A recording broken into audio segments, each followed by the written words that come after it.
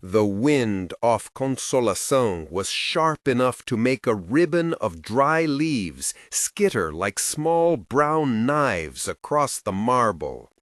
Marina wrapped the thin coat tighter around her shoulders and felt, in the cold, the small hands of her children knot themselves to her skirts.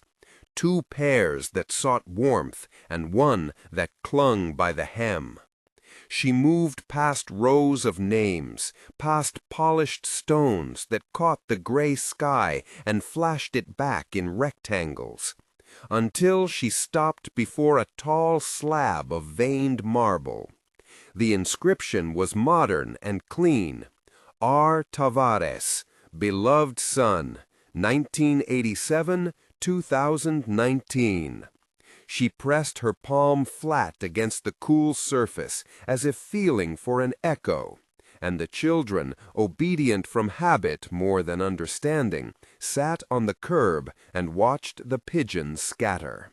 If this story holds anything for you, stay with it until the end. Subscribe and like the channel so more voices like Marina's can be heard. He arrived in a car that made the marble reflect a bright, indifferent gloss, black, large, the sort of vehicle that had miniatures of farms on business brochures and the leather smell that stayed when it left. Osvaldo Tavares walked as if the wind were only a formality. His coat was heavy, the collar turned up against November, his hands in gloves that had never needed to mend. He lingered at the edge of the stone, reading the name with a practiced gaze, and then he saw the woman, lean, with dark hair pinned back carelessly, a face gathered from fatigue and something like stubbornness, and the children seated like a small island. His first thought was irritation, a small flare of proprietorship he had not chosen to feel. He straightened. "At my son's grave?" His voice came out louder than the wind. The question hung there, accusatory and final. Marina looked up. For a moment she only saw the man's shoes, polished, narrow. She registered the sound of his voice against the stone as if it were a wave. Her hand moved to her pocket, fingers brushing a photograph folded until the creases were soft, the corners rounded from being smoothed.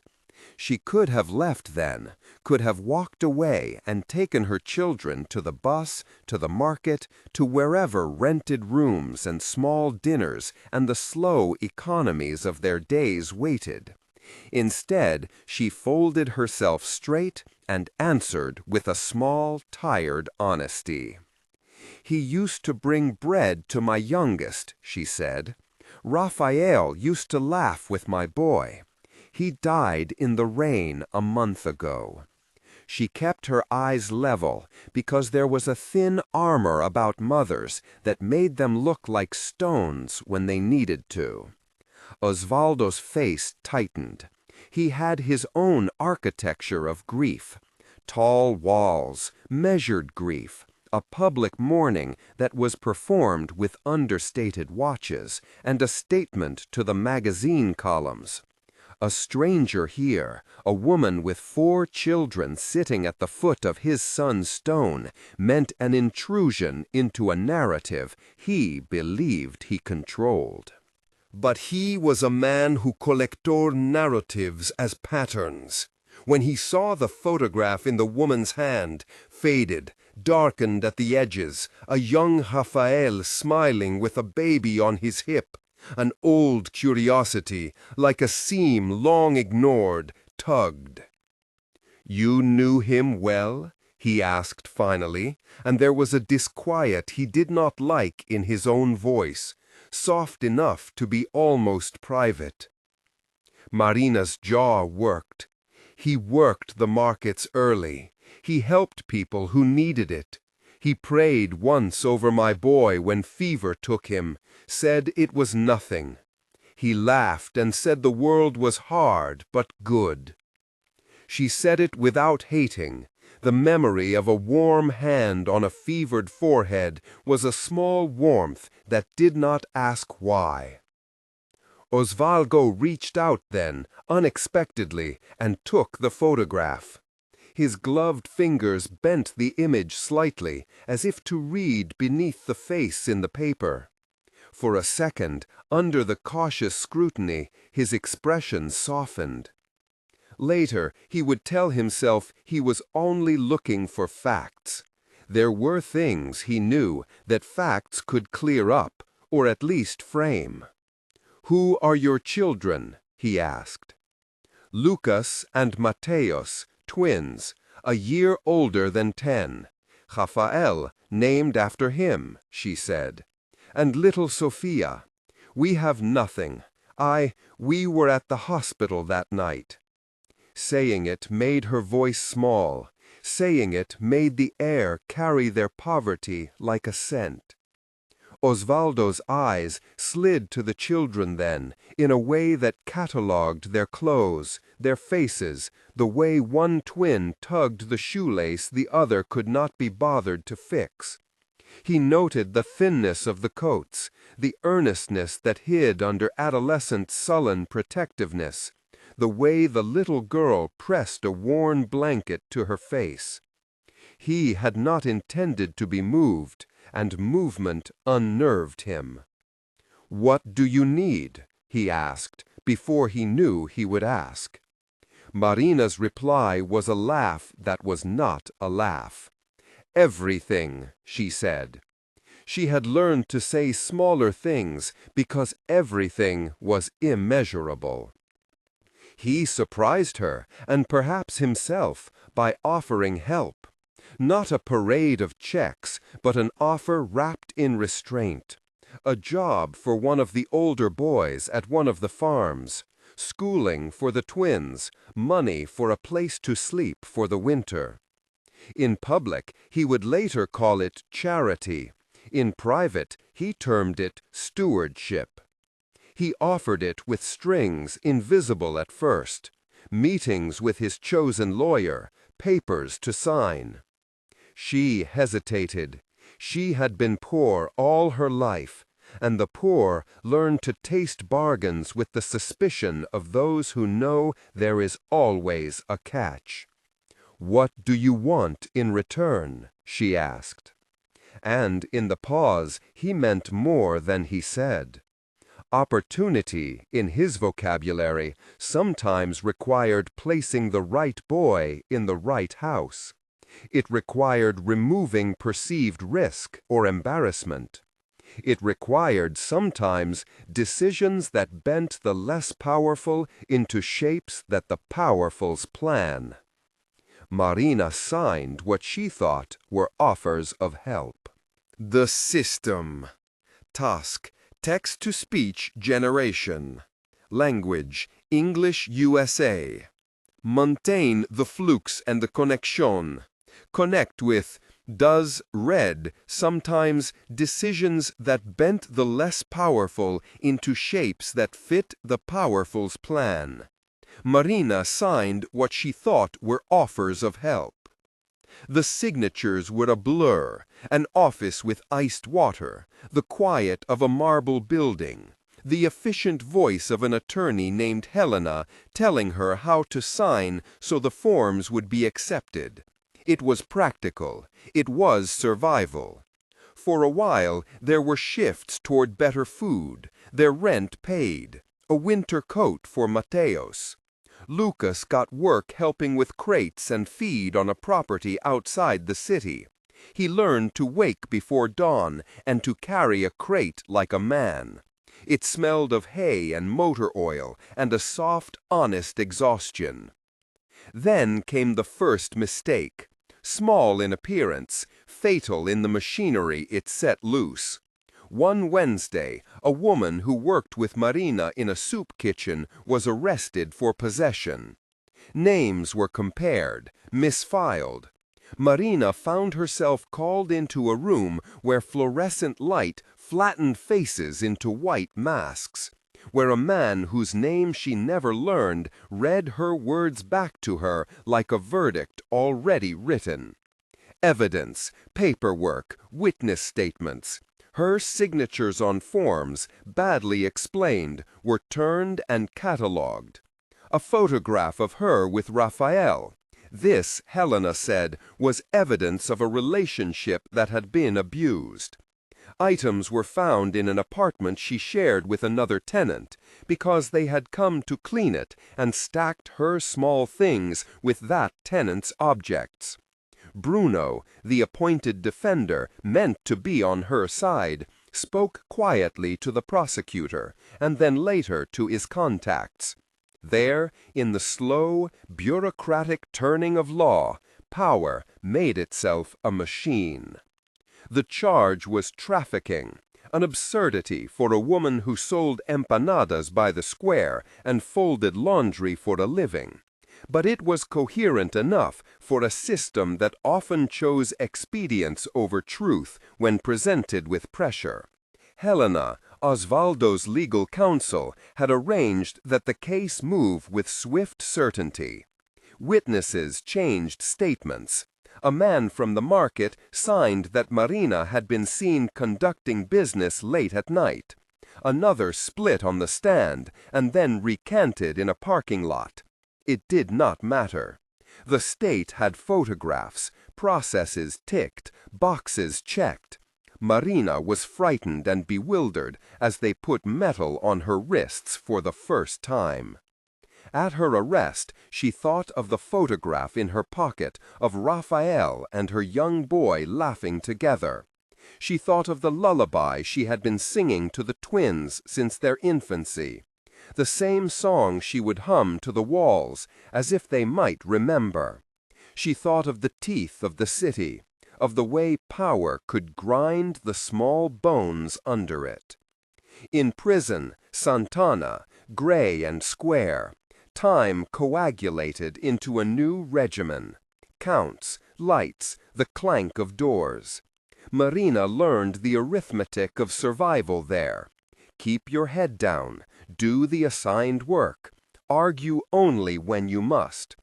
Her hands, roughened by years of household chores, became capable at sewing.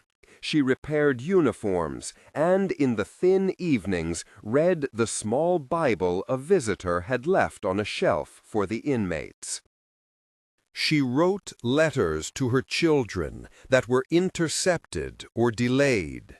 Sometimes she crawled into sleep on the concrete and dreamed of open windows and the sound of rain on a tin roof. Outside, the children were divided. The state placed little Sophia in foster care with a woman who kissed her forehead and bought her paper dolls. Mateos and Lucas were separated.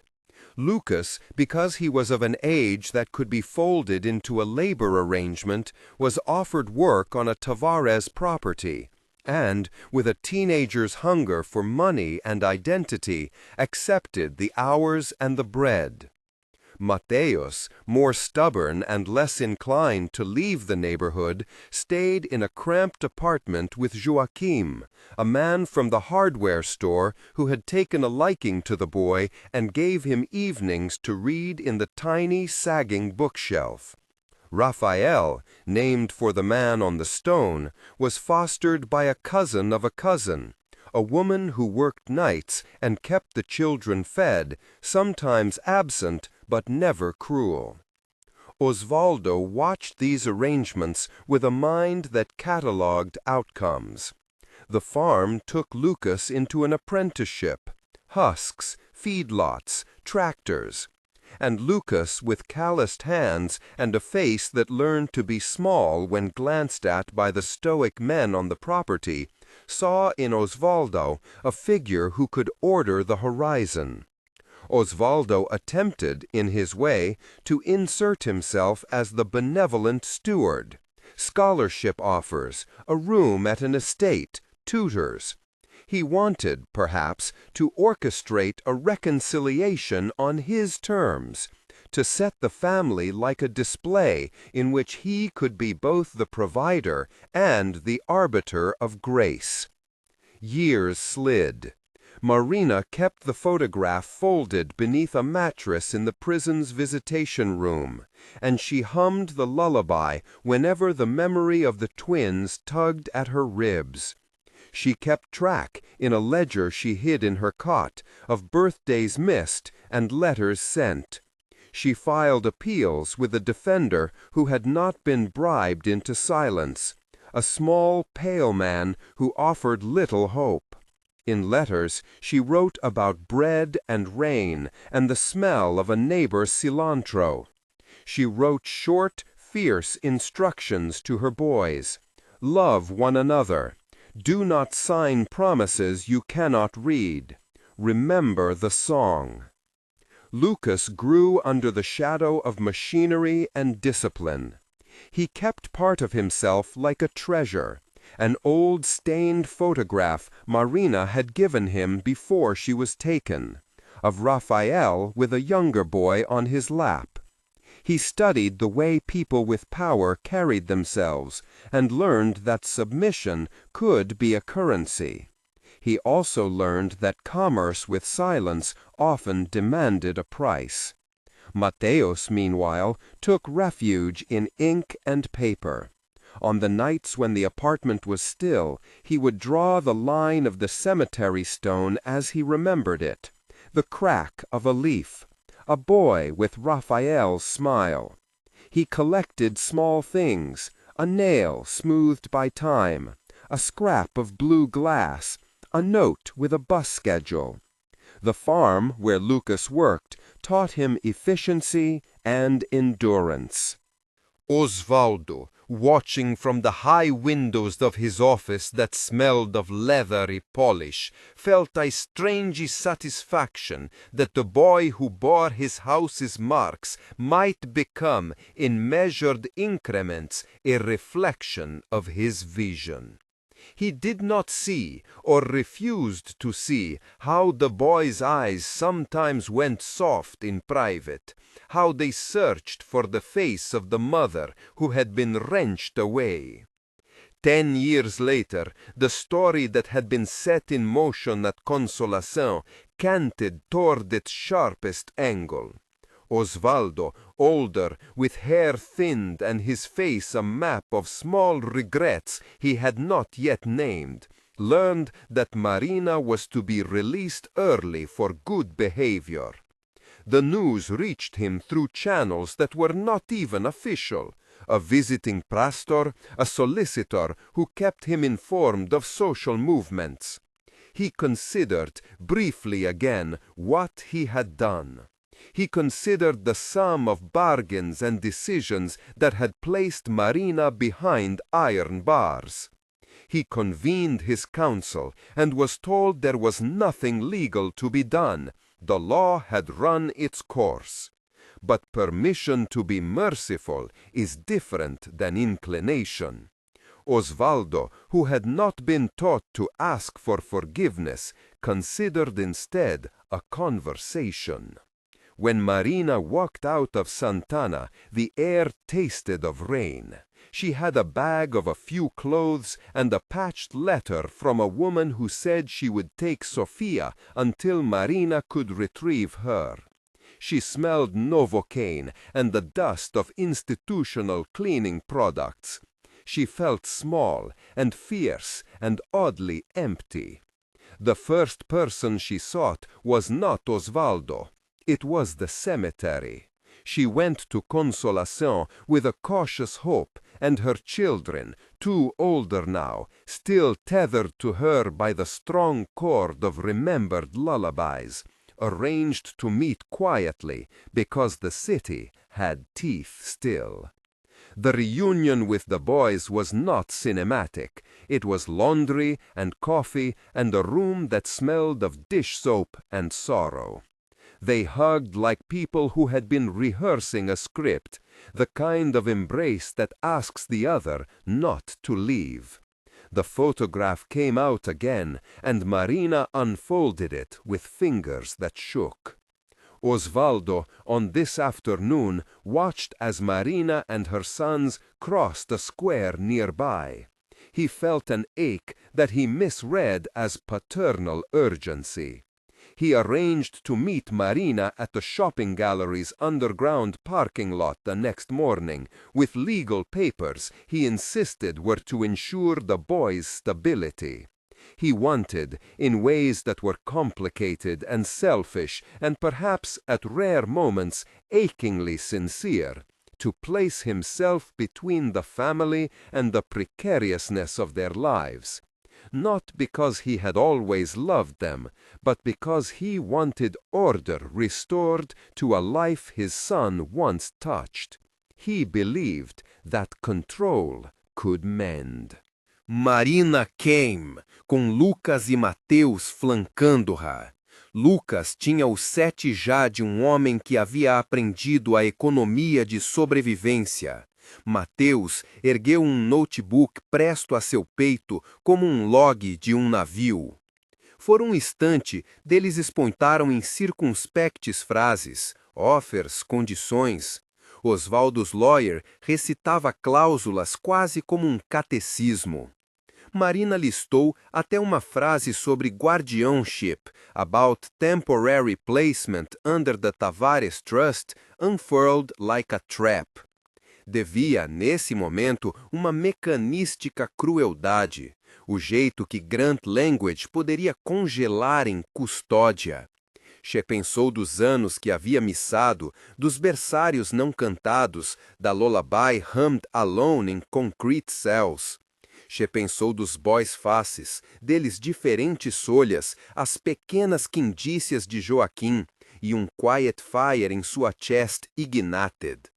"Do you believe conversation will buy them back?" she asked, não a Helena on his arm, mas a Osvaldo.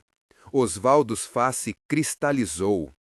"I offer them stability," ele disse. "I can give them education, connections." Ou você pode buildar uma parede, Marina cortou.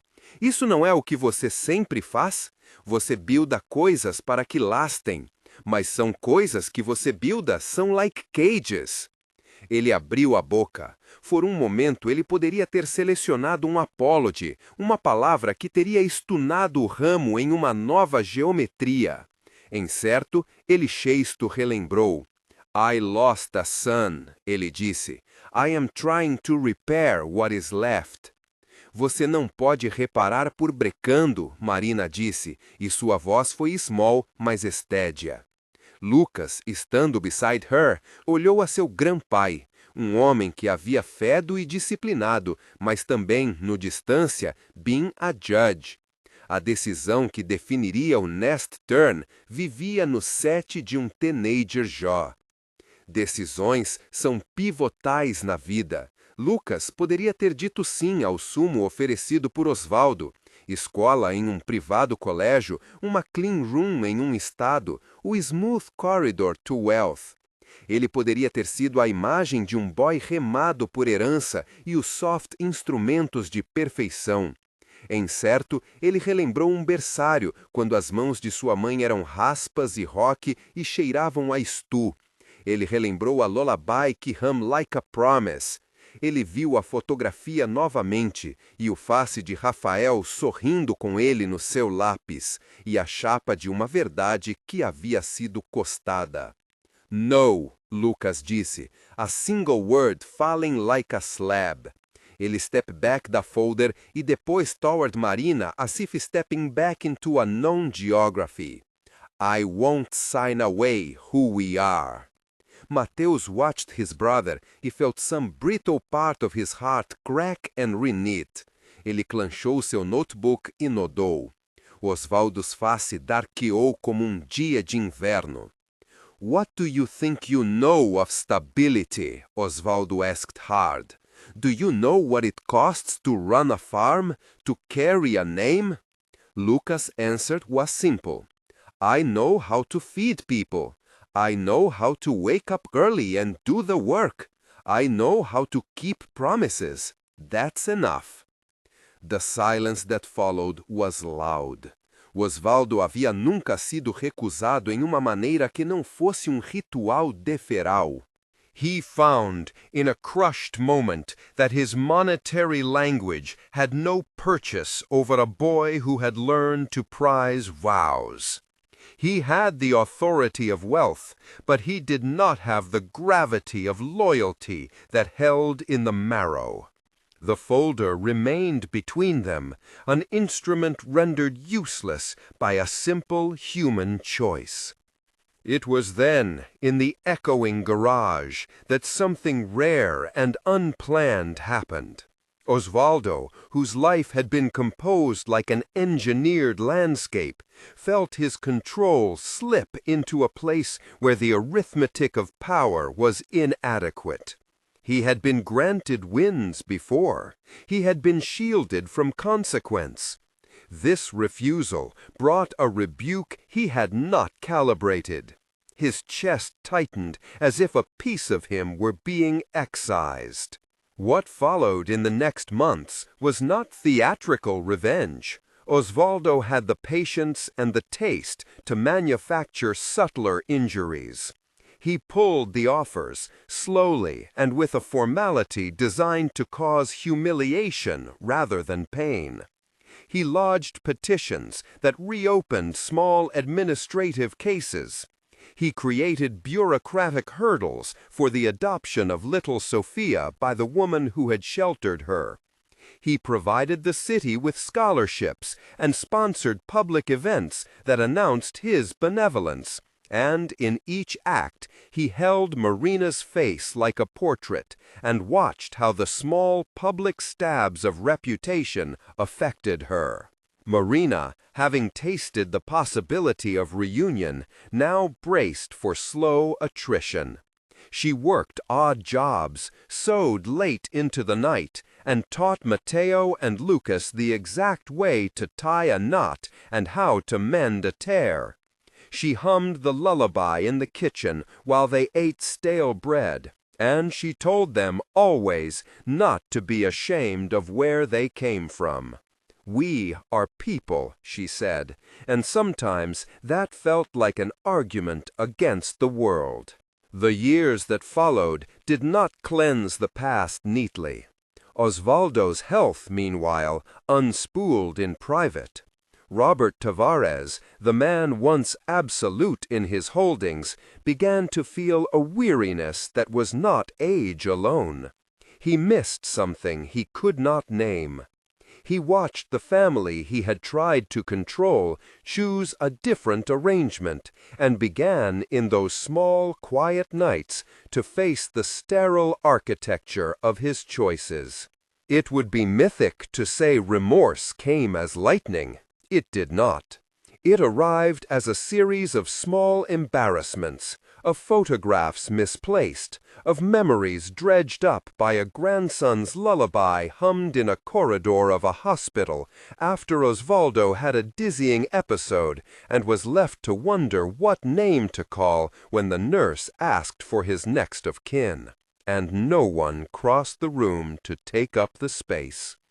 Remorse is often an accumulation, not a catharsis. Marina, on her part, rebuilt with the stubbornness of someone who had nothing else to invest. She found work at a small bakery where the owner, Joachim's friend, let her knead dough and bring her sons for afternoons when schools were out. Matteo started to show his drawings in a small community gallery. Raphael, born years earlier, a boy named after the man in the marble, grew into a young man who had, ironically, never known the man whose name he bore. He learned, as he grew, that names can be both anchors and sails. And then came a momento that would finally pull all the threads taut. Osvaldo's decline. He found himself in a hospital room with walls too bright and a quiet that could not be purchased. The man who had once believed control to be the highest form of love sat with a small book of poems that had been left open by a nurse who suggested, gently, that he might read for solace. It was in that blankness that the weight of choices pressed on him like a stone. He began to write, oddly, small notes tucked like confessions into the corners of his schedule. He called lawyers less. He visited the cemetery alone at odd hours and sat on the bench, fingers tracing the carved letters of his son's stone as if he could smooth the ripples of time. He thought of Marina's voice, the grit of it, the pure sorrow, and the photograph he had once taken from her pocket and kept in a drawer. He wondered what it would mean to ask for forgiveness. The time to ask arrived, not as a dramatic episode, but as an earnest, unadorned request. Osvaldo arrangiò una meeting con Marina once more, in a small public garden rather than a parking garage, as if to choose neutral ground. The children were there, Lucas with a jaw still set, Mateos with a folded sketchbook, and Sofia, now braided, holding her mother's hand. Osvaldo looked smaller and somehow braver when he did not have polished leather beneath his feet. He brought no contracts. His hands were empty, except for a small envelope. "I don't want your money," Marina said before he could speak. "I know," he said. The words were blunt as a tool used too often. "I came because I could not bear the thought I had taken something from you and called it justice." He looked at the twins. "I do not expect anything." He stopped. The sentence failed him. He had never been practiced in humility. Marina watched him carefully. Years had sharpened her instincts about men who offered sudden gentleness. "What do you want?" she asked. "Not to take," he said simply. "To know, to be known, to say, if it is asked of me, that I am sorry." It would have been too much for her to accept that as repair. The language of remorse is fragile against the lived fact of loss. She had not come to be comforted by a rich man's sorrow. What she had come to do, quietly, was to see whether this man could face his actions so that her children did not have to live under the shadow of his anger any longer. "What will you do?" she said. "Not what you say you will do, but what will you do to make it right?" Osvaldo considered. There were gestures he could make that would not empty his coffers, but would be visible. He could fund scholarships, guarantee incomes, release documents that might clear the last blemish on her record. It was a beginning. He brought no contracts. His hands were empty, except for a small envelope. "I don't want your money," Marina said before he could speak. "I know," he said. The words were blunt as a tool used too often. "I came because I could not bear the thought I had taken something from you and called it justice." He looked at the twins. "I do not expect anything. I only—" He stopped. The sentence failed him. He had never been practiced in humility. Marina watched him carefully. Years had sharpened her instincts about men who offered sudden gentleness. "What do you want?" she asked. "Not to take," he said simply. "To know, to be known, to say, if it is asked of me, that I am sorry." It would have been too much for her to accept that as repair. The language of remorse is fragile against the lived fact of loss. She had not come to be comforted by a rich man's sorrow. What she had come to do, quietly, was to see whether this man could face his actions so that her children did not have to live under the shadow of his anger any longer. "What will you do?" she said. "Not what you say you will do, but what will you do to make it right?" Osvaldo considered. There were gestures he could make that would not empty his coffers, but would be visible. He could fund scholarships, guarantee incomes, release documents that might clear the last blemish on her record. It was a beginning. It was not absolution, but it was practice in a thing he had not learned. He began by using his influence to reopen certain administrative decisions that had hemmed Marina in. Small bureaucratic corrections that spared her from future harassment. Measures to reunify children that had been stalled by bureaucracy. He wrote letters that asked for leniency for those who had been unjustly sent to court. He made calls that had once been used to shut others down. He was clumsy. His wealth could not buy his way out of the moral ledger, but it could alter practical things enough to make living possible. Marina accepted a cautious partnership of sorts. She refused, firmly, to take gifts that would make her feel beholden. Instead, she agreed to a program that allowed the children to attend better schools without being his wards. Lucas, stubbornly independent, agreed to a scholarship but refused Osvaldo's tutelage at the farm. He would go to technical school and learn agronomy on terms negotiated by the local community, a compromise that left him the dignity of choice. The healing that followed was not a theater of grand gestures, but a slow accumulation of small rituals. Marina taught the boys to bake bread from a recipe she had learned from Joaquim's wife. They made a small cake for a late birthday and lit a candle, not for absolution, but for memory.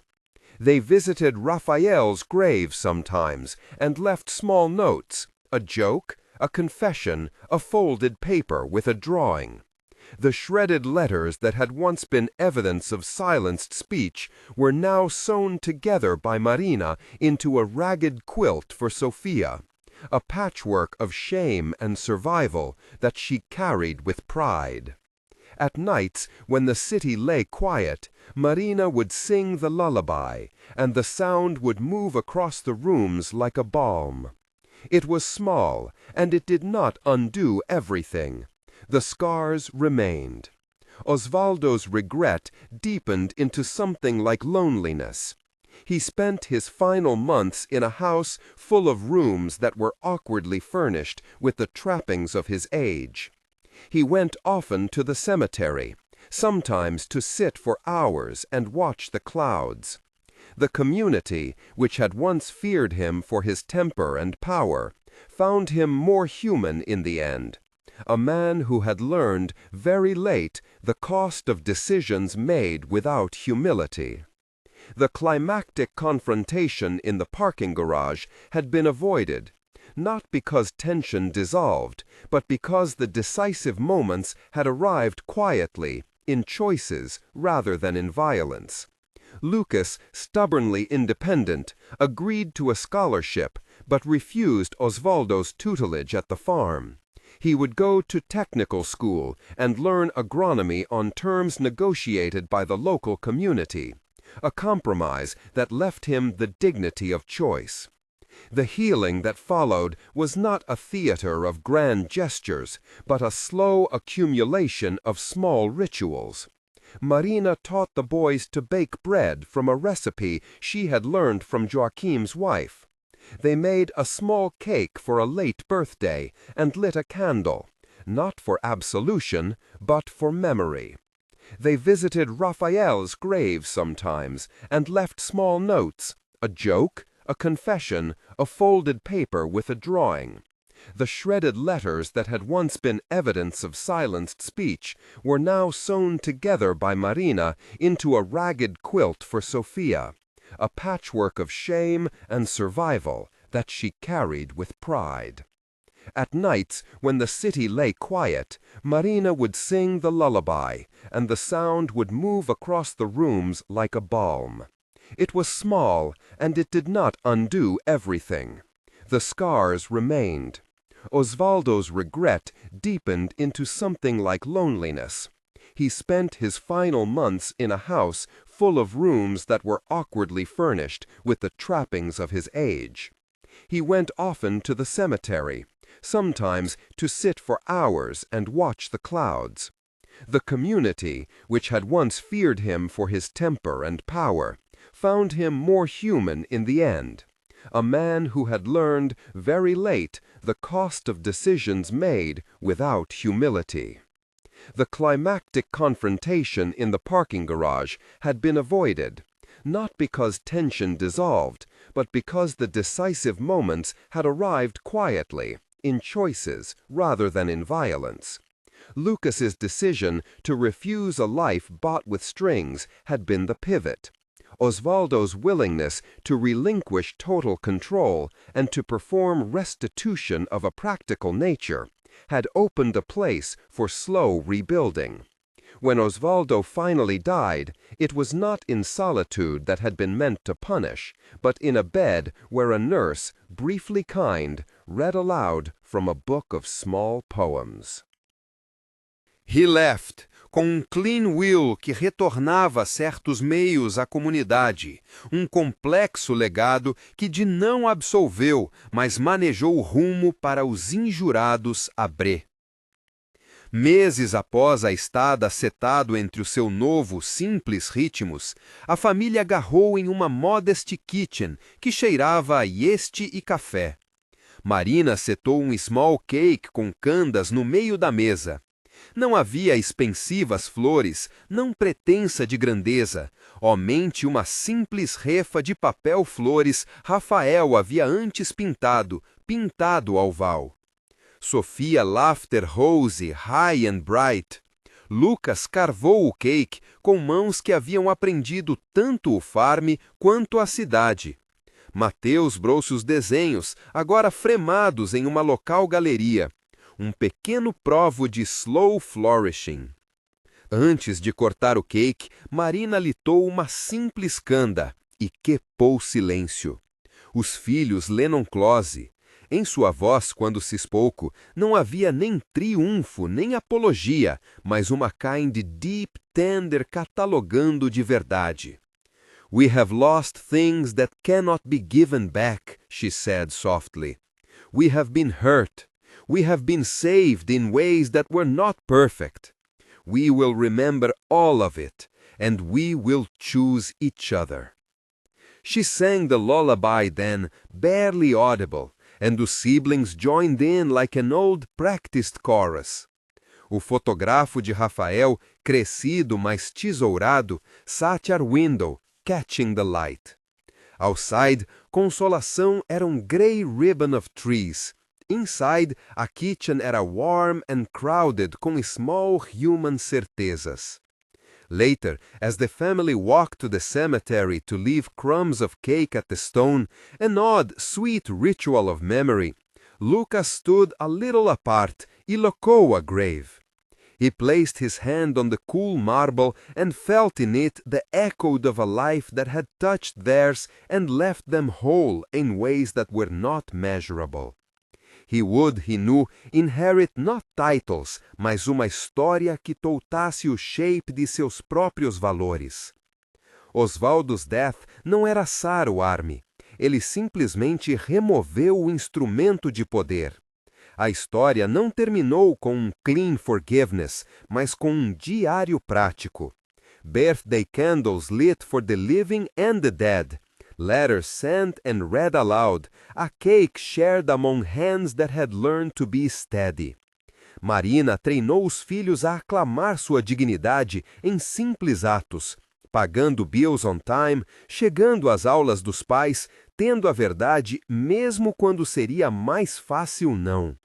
A cidade mudou e a família, Imperfeita, tenra, real, moveu-se forte com a coragem simples de pessoas que haviam sido carvadas à parte e depois reassembladas.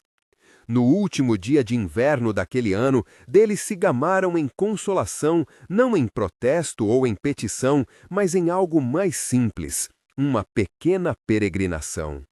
Marina esmoldou as bordas da fotografia uma última vez e tucou-a cuidadosamente em sua bolsa. O vento gamava nas pedras e Marina sentiu como um exalo. Os twins prezavam em seu próprio jeito, fistes clenchados ao redor de uma memória comum. Osvaldo's nome foi lido, alto e soft. There was no miracle. There was only, finally, um narrador com voz potente, forte e autoritária, tom firme e inabalável. There was only, finally, an acceptance, a reconhecimento que some things could not be fixed, but could be honored, and that love, when chosen again and again, had a peculiar power to make room. They left crumbs for the birds, a tiny cake for the stone, and walked back into the city like a family that had chosen peace over triumph, who had traded the glitter of power for the stubborn daily work of being together. Spring arrived in the city like a promise kept late, not a sudden unrolling of brightness, but a slow loosening of cold, a lengthening of days that made small things possible again. The family's kitchen, which had been rebuilt from thrift store finds and a single stubborn optimism, filled with light that seemed to approve of ordinary work. Marina rose before dawn to set bread to rise. Lucas read bills and answered messages that no longer arrived with the shuddering weight they once had. Mateos took a bicycle to the gallery some mornings, and on others to the park, where he sketched people kissing on benches or old men feeding pigeons. Sophia made lists of what needed fixing and then crossed items off with a soft satisfaction. They moved through duties with a kind of careful joy, as though the very act of remembering to milk the cow, to mend a torn sleeve, to show up at a parent-teacher meeting, were forms of quiet resistance to the hollows that had been left. Marina had insisted, early on, that dignity was daily and banal. She taught it the way she taught the twins to tie their shoes, step by step, patiently, hands guiding hands. When one of the twins lost patience and wanted to run ahead, she would take both small faces in her palms and say, "We go together." It became a family refrain, less a slogan than a map to live by. The restitution that had been folded into the estate did not become a miracle overnight. There were lawyers' meetings and signatures and delays that tested nerves. But Marina, who had learned the language of paperwork in the months after Osvaldo's death out of sheer necessity, insisted on one principle: community oversight. She convened meetings in the church basement, at first anxious, then steady. The people came slowly, neighbors who once swallowed their anger, a school teacher who remembered how his sister had been dismissed from a job, a market vendor who had felt the squeeze of unfair contracts. They argued, they testified, they fought over priorities. And from that clamor came decisions that were hard and small. A scholarship for the children of laborers, repairs to the rusted playground gate, seed money for a cooperative bakery. The cooperative bakery was Marina's idea, and, in a way, her answer to ritual. It would be simple, a place where the community could earn with dignity and where the twins could watch proof of effort turn to crust and crumb. They used part of the restitution to buy an oven and to sign a lease on a narrow, sunlit shop at the corner of two streets that had once felt like afterthoughts on the city map. On opening day, the queue went down the block.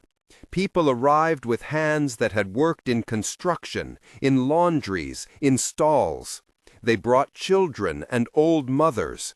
The smell of baking bread braided with the smell of cheap cologne and rain-soaked coats. The first loaf sold for a price set by a group vote. There were smiles and a few tears. For many in the neighborhood, it was the first time they had been paid by a venture that belonged to them, organized by them, and stewarded transparently. Mateos painted the sign for the bakery one night, late, as a surprise. A simple, hand-drawn wreath of wheat, a reference to the paper flowers pinned to their wall, and beneath it, in uneven letters, the word that Marina chose: home. It was not a tidy answer to what Osvaldo had taken, but it was an answer, a place where labor was visible, where payment was fair, where children could grow up seeing adults who honored their word. Lucas found his place mostly in the margins. He said no to the loud invitation to become the face of the cooperative. He preferred to keep hands busy with tasks that required no speeches. He fixed plumbing, hauled boxes, taught the twins how to measure dough so that they learned numbers as something alive and practical.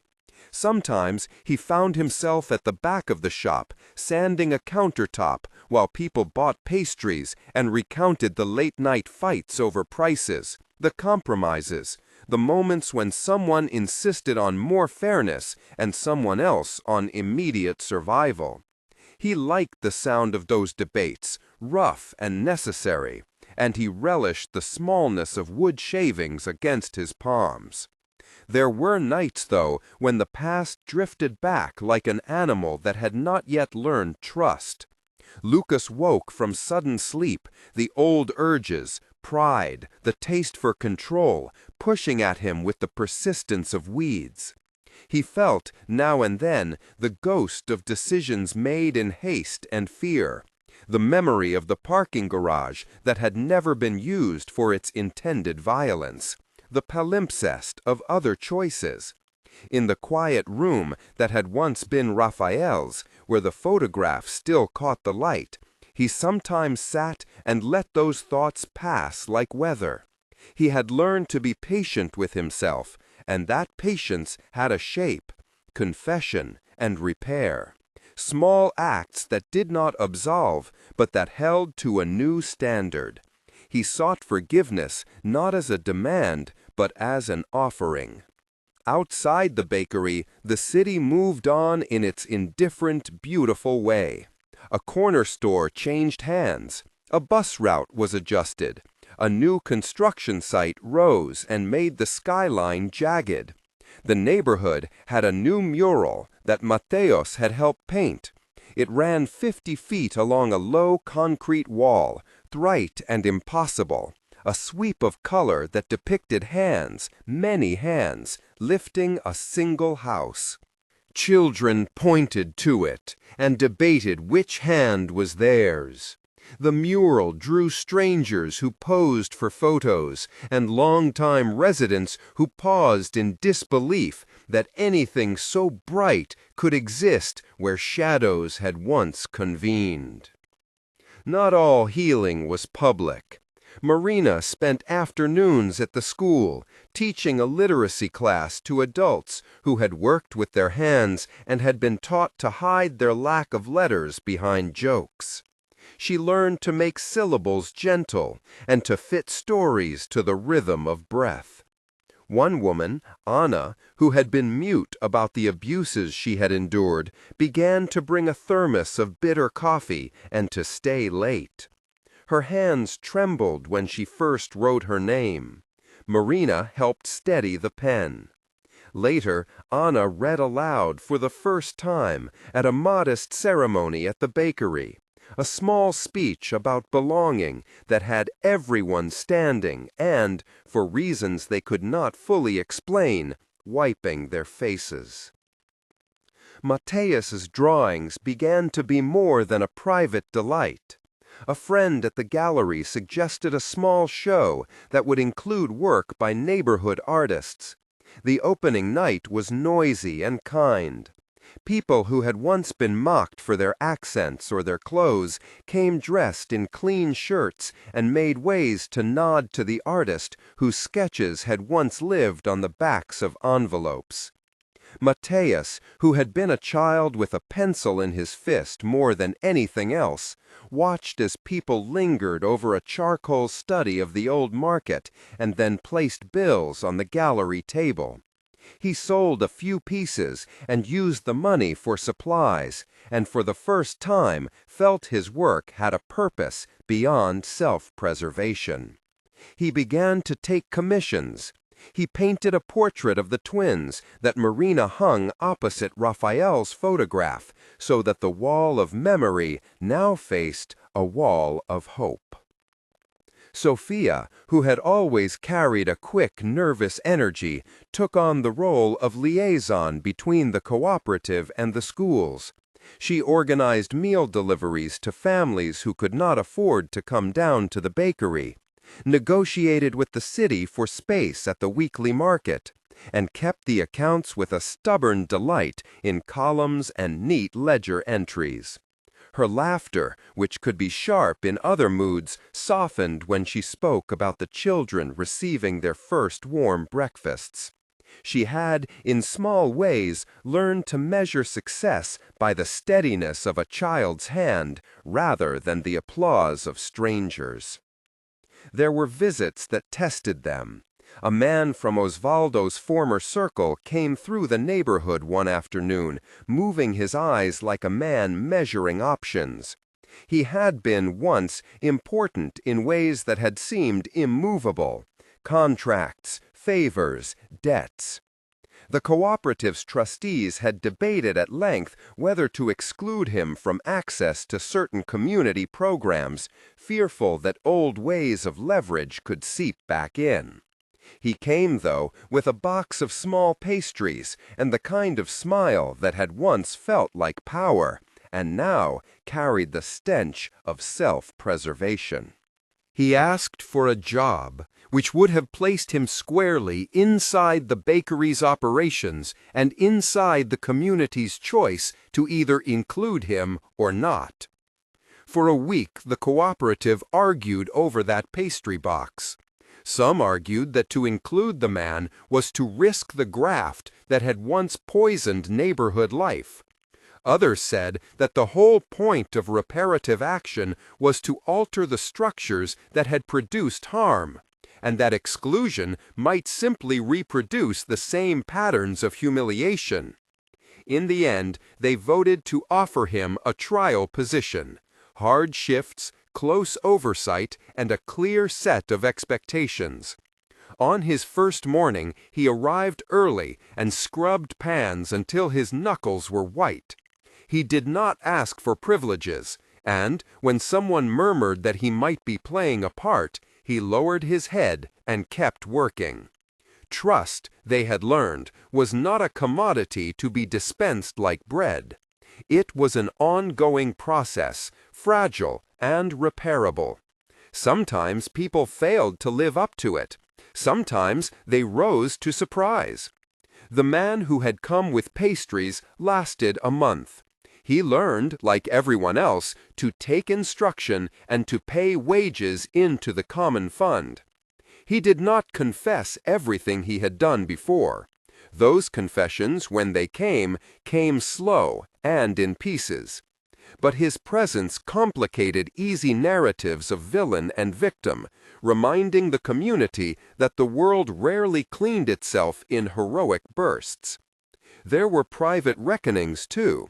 Marina and Lucas spoke late into the night on the living room couch, where both would fall asleep sometimes, a hand twisted into the other's sleeve. They spoke of the small domestic injustices that had once been tolerated in their household, the way shame silenced questions, the way secrets had been bartered for peace. Marina admitted, quietly, that there were nights when she had wanted to punish Osvaldo with endless public shaming. Lucas admitted that there were days when he had wanted to accept the old comforts for himself. They named their failures, and, in doing so, turned them into something manageable. It did not mean they forgave everything. Some things, they agreed, would always carry the weight of injury. But they decided together how to live in the presence of that weight. The school where the twins studied held a spring play, and Marina sewed costumes late into the night. The twins were small sprites in a world that hummed with pretend magic. Their performance was clumsy and brilliant. Children fumbled lines and jokes landed in the wrong places, yet the applause after was the kind that could shift a life toward confidence. After the play, Raphael's photograph, which had been at the bakery for a small memorial, received another fresh garland of paper flowers, this time made by the twins and clumsily pasted together with bright glue. There were moments when Lucas would walk to the little square where Raphael Stone sat and sit on the bench, letting the city move around him. He would think of the decisions that had been his and not his, of the ways power could be subtle and corrupting. He thought, too, of the bedsides he had visited, and the small acts of kindness that had sometimes been enough to steer a person away from catastrophe. He began, slowly, to take on responsibilities that smelled of permanence. He taught a night class on basic carpentry, and men and women who had never held a saw the right way came to his garage and learned to measure and to cut without panic. They built shelves for the bakery, benches for the playground, a coffin, once, prepared with communal hands for an old neighbor. It felt to him like a currency that was not easily stolen. When Osvaldo's name surfaced in conversation, it came with different tones. Some spoke of him with coldness, some with a reluctant pity. A few still defended the man, claiming that he had merely been a product of a harsh business climate. Marina, who had once wanted to name him and his transgressions aloud in such a way as to leave no room for sympathy, found herself, in public, naming the harm with a voice that meant accountability, but did not seek to magnify cruelty. Her power, she discovered, lay in restraint, to insist on recompense without turning sorrow into spectacle. A year after the small pilgrimage they had made to the cemetery, the family hosted a modest anniversary at home bakery. People from the cooperative came with dishes and music. Someone brought a battered guitar and played a tune that no one could name, but that everyone knew by heart. Mateos set up a small table to sell prints. The twins ran a stall of cookies whose profits were earmarked for the scholarship fund. Lucas stood by the back door, wiping his hands on his jeans, watching the room full of voices and faces. There was laughter in small clusters, lines in the faces of those who had worked hard and had found reasons to stay. Marina, at one point, lifted a glass, a cheap wine shared among friends, and said nothing for a long minute. The room quieted, because they were used now to listening for the voices that mattered. "We are not healed," she said finally, simply. "But we are here and we are choosing one another. That is not nothing." The applause that followed was modest, but knowing. It was not triumphal, but it carried the sense of a community that had learned to be careful with its words and brave with its actions. When night fell and many had drifted home, the family lingered at the table where the cake had once been. Raphael's photograph caught the last light through the window, pale and sure. The twins, exhausted, slept at their feet like two small seeds. Mateos leaned his head on Marina's shoulder, the way he had done as a child when storms passed. Sophia talked about plans for the bookstore she wanted to open at the market stall, a place for used books and for weekly readings. Lucas listened and, when she finished, said simply, "Then we will help get it going." His voice had the kind of easy confidence that comes from doing the right thing so often that it becomes second nature. Outside, the city breathed, indifferent and kind. Some days still came with grief. Sometimes letters arrived from people who wanted compensation denied, or a former ally asked for favors that had no place in the new order. But the family had learned to meet each day with the modest armor of sorted priorities and with the habit of choosing one another. When Marina closed the bakery that night, she locked the door, checked the ovens, and left the small photograph tucked beneath the ledger, an ordinary guard for the life they were building. They walked home together beneath the quiet hum of streetlights. Lucas put his arm around Marina without fanfare. She rested her head against his shoulder for just a second, as if to measure the steadiness there.